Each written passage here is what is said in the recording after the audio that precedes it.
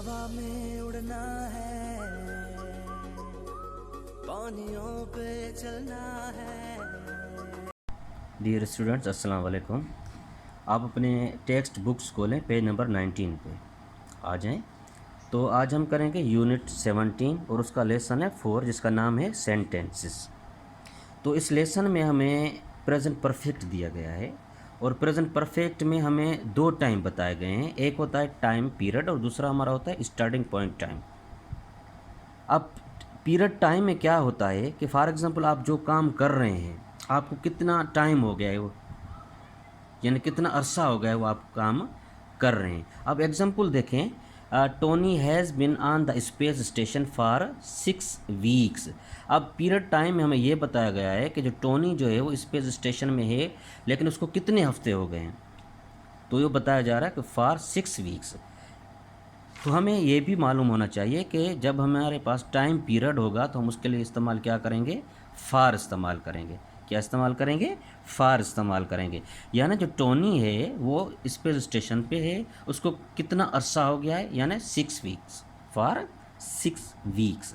उसके बाद हमारे पास है स्टार्टिंग पॉइंट, यानी वो स्पेस पे गया था या स्पेस पे है, लेकिन वो कब से है वहाँ पर, यानी कब से, यानी वो कब गया था। यानी he has been there since 15 March, he is still there. यानी वो जब स्पेस स्टेशन में गया था, जो उसका स्टार्टिंग पॉइंट था जाने का, यानी वो क्या था, सिंस 15 मार्च। यानी जो हमारा स्टार्टिंग पॉइंट है वो क्या है, 15 मार्च। तो उसके लिए हम इस्तेमाल क्या करेंगे, सिंस इस्तेमाल करेंगे। फार और सिंस, यानी फार हम वहाँ पर इस्तेमाल करेंगे जहाँ पर हमें एग्जैक्ट पीरियड टाइम बताया गया हो। फॉर एग्जांपल कैसे, अब यहाँ पर जैसे 6 weeks, 2 days, for 2 days, for 3 months, for 3 years, for 2 hours, for 1 hour, तो वहाँ पर इस्तेमाल हम क्या करेंगे, फार। और स्टार्टिंग पॉइंट में हम इस्तेमाल क्या करेंगे, सिंस, यानी 15 मार्च, ठीक है, लास्ट जुलाई, लास्ट ईयर। तो वो क्या है, स्टार्टिंग पॉइंट है, तो हम उसमें इस्तेमाल क्या करेंगे, सिंस इस्तेमाल करेंगे। उसके बाद हमारे पास एक एक्सरसाइज है, copy and write the words और phrase on the correct line. यहाँ पर हमें लाइन दी गई है और पीरियड टाइम का और स्टार्टिंग पॉइंट का। अब यहाँ से हमें टाइम लेना है, यानी ये फ्रेजेज़ हैं और फ्रेजेज़ में जो दोनों टाइम बताए गए हैं, जो हमारे पास पीरियड टाइम है वो इस लाइन में लिखना है और जो हमारे पास स्टार्टिंग पॉइंट है वो इस लाइन में लिखना है। अब देखें यहाँ पर जो एग्जैक्ट टाइम पीरियड, यानी जो अरसा, अब देखें एग्जाम्पल उसने दिया 3 डेज़। अब यहाँ पर 3 डेज़ यानी कितने दिन, 3 दिन, एग्जैक्ट टाइम यानी कितने, 3 दिन, 3 डेज़, ठीक है। जैसे 6 मंथ, एग्जैक्ट टाइम 6 मंथ बताया गया है।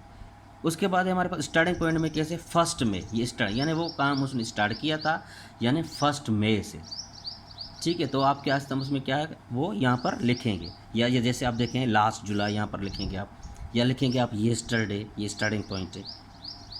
उसके बाद हमारे पास है एक्सरसाइज 2, ये क्या कह रही है, look at the notes and make sentence about the starting points. ये आपको जुमले दिए गए हैं और इन जुमलों को हमें पूरा करना है, ये हमें राइट करना है, जुमले राइट करने हैं, लेकिन स्टार्टिंग पॉइंट में हमें सिंस इस्तेमाल करना है। क्या इस्तेमाल करना है, हमें सिंस इस्तेमाल करना है। जैसे उन्होंने फर्स्ट सेंटेंस का एग्जाम्पल उसने खुद बना दिया है, देखें, जेनेट एट सी 19 दिसंबर। अब ये इसका हमें खुद जुमला बना, उन्होंने एग्जाम्पल बनाया है। अब देखें, Janet has been at sea since 19 December. जो जेनेट है वो समंदर में है, लेकिन उसका स्टार्टिंग पॉइंट यानी वो कब गया था, 19 दिसंबर, सिंस 19 दिसंबर, ठीक है। तो वहाँ पर ये होता है स्टार्टिंग पॉइंट और उसमें हम इस्तेमाल क्या करते हैं, सिंस इस्तेमाल करते हैं। अब दूसरा जुमला देखें, तारा ऑन द सी बेड 7:30, ये मैं बना देता हूँ आप लोगों के लिए, थोड़ा तवज्जो से सुनिएगा।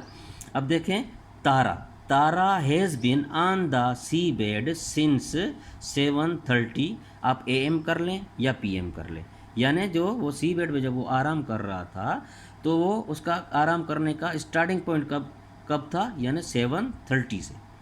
बाकी आप जुमले ये खुद बनाएंगे, इसमें सारों में ये हैव बीन और हैज़ बीन लगेगा, ठीक है, और उसके बाद सिंस लगेगा, क्योंकि ये हमारे पास सिर्फ स्टार्टिंग टाइम में, स्टार्टिंग टाइम के ये सेंटेंस है।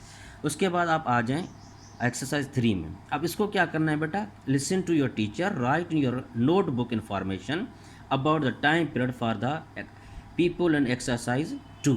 अब ये कह रहा है कि ये जो जुमले आपको दिए गए हैं, ये जो आप जुमले पहले आप इसको बना रहे थे स्टार्टिंग पॉइंट पे, इस सेम जुमलों को आप अब क्या बनाएंगे, टाइम पीरियड में बनाएंगे, पीरियड टाइम में बनाएंगे आप लोग।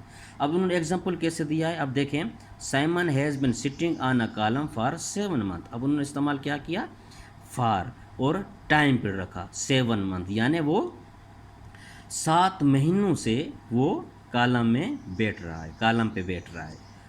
ठीक है, अब देखें हमारे पास इसका मैं बना देता हूँ आपको टाइम पीरियड में। जेनेट एट सी 19 दिसंबर का मैं बना देता हूँ। Janet has been at sea for 19 days, for 19 days, यानी जेनेट जो है वो सी में है, समंदर में है, यानी उसको कितने दिन हो गए, कितना टाइम हो गया है, यानी 19 दिन हो गए।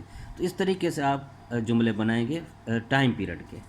उसके बाद एक्सरसाइज जो 4 है, इसमें क्या करना है, ask and answer to check the information, यानी आप क्वेश्चन बनाएंगे और क्वेश्चन का फिर आंसर भी खुद बनाएंगे। अब देखें क्वेश्चन कैसे उन्होंने बनाया है, उन्होंने क्या इस्तेमाल किया है, हाउ लॉन्ग, क्या इस्तेमाल किया है, how long has Salmon been sitting on a column, यानी सैमन जो है वो कब से कॉलम पे बैठ रहा है। तो अब जवाब क्या देंगे, he has been there for 7 month. ठीक है, अब आप जो आप आंसर देंगे, या तो आप आपकी मर्ज़ी है स्टार्टिंग पॉइंट में दें या टाइम पीरियड में, तो वो आपकी मर्ज़ी। इस अब ये जो आंसर उन्होंने कहा दिया है वो किस में दिया है, टाइम पीरियड में दिया है, फॉर 7 मंथ्स।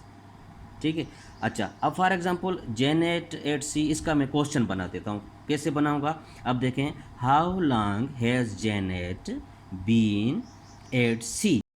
अब देखें मैं जेनेट का क्वेश्चन कैसे बनाऊंगा, आप चेक कर लें, सुनने की ओर से। How long has Janet been at sea, तो आप आंसर क्या देंगे, 2 तरीक़ों से आप आंसर दे सकते हैं, या तो टाइम पीरियड में दें या स्टार्टिंग पॉइंट में दें।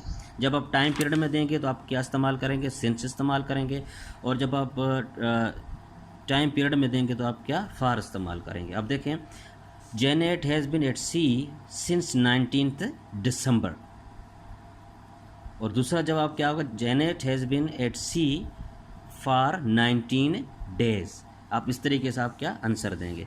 उसके बाद हमारे पास है एक्सरसाइज 5, ये क्या कह रही है, what about you answer the question in full sentence then exchange books and report to the class.